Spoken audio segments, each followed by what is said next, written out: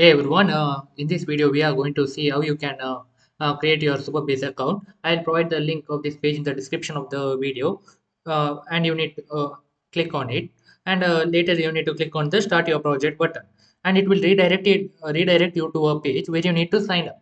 After you are successfully signed up, it will redirect it to this page where you need to create your organization. Uh, it will give a default name. If you want, you can change it to any name you want, as well as this is optional. You can choose anything. There are plans also like free, pro, team, and I'm going for a pre plan. And click on the create organization button.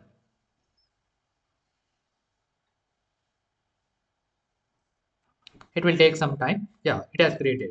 Now here you can and in the next page, after you have created the organization, you need to create your project. So let me enter the project name.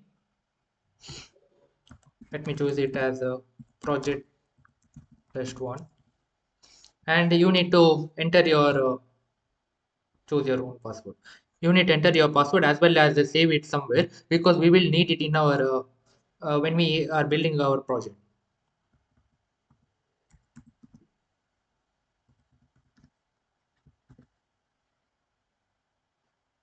And region, keep it as default and click on the create a new project button. Never. Yeah, that's all. Your Superbase account has been created. In the next video we will see one by one what are all these.